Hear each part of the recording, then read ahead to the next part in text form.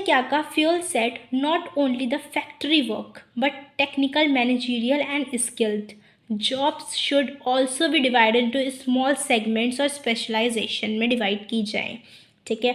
In bank 1 person is receiving cash, for example जैसे कि bank में हमने देखा होता है एक इंसान कैश ले रहा होता है, एक इंसान क्या कर रहा होता है, कैश दे रहा होता है। 1 इज़ मेकिंग एंट्री, कोई पासबुक में एंट्री कर रहा होता है, कोई लोन दे रहा होता है, कोई जो होता है वो लाइक ईडी कर रहा होता है, और some work is divided and bank operations like operate कर रही होती है। अब इसके क्या होता है, पॉजिटिव इफ़ेक्ट्स क्या होते हैं, अब हम इसके पॉजिटिव इफ़ेक्ट्स पढ़ते हैं। क्या होता है, पहला कि specialization, whenever work is divided according to qualification and automation like it leads to specialization. जब हम इंसान के अकॉर्डिंग काम देते हैं तो वो एक स्पेशलाइजेशन हो जाती है ऑटोमेटिकली, ठीक है। दूसरा क्या होता है, इम्प्रूव करता है कि इसको एफिशिएंसी को इम्प्रूव करने में हेल्पफुल होता है। एफिशिएंसी मैनेज हो जाती है किसकी, एम्प्लॉयर्स की। Only 1 part of job then he become expert in that and result is less waste of resources. क्या होगा, रिजल्ट अच्छा आएगा। इंसान बार बार एक काम करेगा तो रिजल्ट अच्छा आएगा और जो रिसोर्सेज है वो ऑप्टिमली यूज़ हो जाएंगे, ठीक है।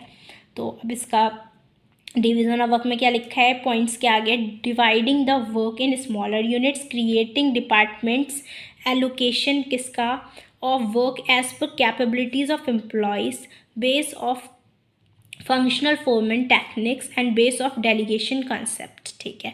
अब हम दूसरे कंसेप्ट की बात करते हैं। इसका दूसरा जो है वो है authority. Authority and responsibility. Authority क्या होती है, ये डेलीगेशन का पार्ट है, ठीक है।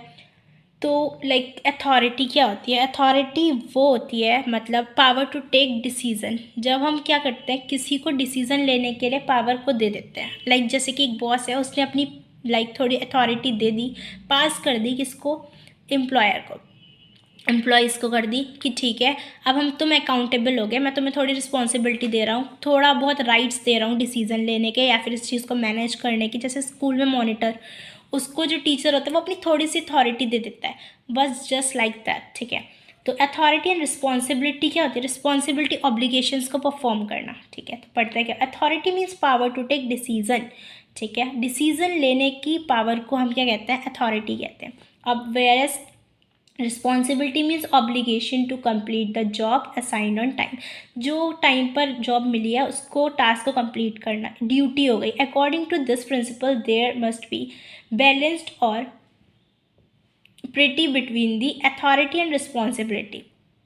Access of authority without matching responsibility may bring negative result. मतलब एक इंसान पे बहुत ज़्यादा चीज़ें थोप दोगे तो अभी वो बर्बाद है, ज़्यादा अकाउंटेबिलिटी देना भी बर्बाद है, ज़्यादा अथॉरिटी देना भी बर्बाद है, और रिस्पॉन्सिबिलिटीज़ भी ज़्यादा देना तो इंसान परफॉर्म नहीं कर पाएगा और नेगेटिव रिजल्ट आएगा। And excess of responsibility without matching authority, बिना अथॉरिटी के रिस्पॉन्सिबिलिटी कुछ नहीं है, without responsibility authority is nothing, will not allow the workers to complete his job on time. Like workers को उसका टाइम पे काम करने ही नहीं देगा, ठीक है। अब क्या होता है, पॉजिटिव इफेक्ट्स क्या होते हैं इसके, नो मिसयूज ऑफ अथॉरिटी, कोई अथॉरिटी जिसको जितनी मिली है वो उतना ही परफॉर्म करेगा, कोई मिसयूज़ नहीं होगा उसका, है ना। दूसरा क्या है, helps in meeting responsibilities on time without any delay, देरी नहीं होगी, ठीक है, देरी नहीं होगी। जो मीटिंग्स, जो भी हेल्प है मीटिंग्स में, वो रिस्पॉन्सिबिलिटीज़ हैं वो टाइम पर आ जाएंगी, ठीक है। अब क्या consequences of violation of this principle क्या है, delay in work, delay in work in competition of work due to less authority, authority कम है इसलिए काम में डिले हो रहा है। दूसरा, misuse of authority due to excess authority, किसी को ज़्यादा अथॉरिटी दे तो वो क्या करता है, मिसयूज़ करने लग जाता है, ठीक है। तीसरा क्या है, overburden with work with access responsibility, overburden डाल दोगे, किसी को ज़्यादा ही काम दे दोगे तो अभी वो नहीं कर पाएगा। तो इन दोनों प्रिंसिपल्स का मीन्स यही था। आगे हम दूसरे प्रिंसिपल्स की बात करेंगे।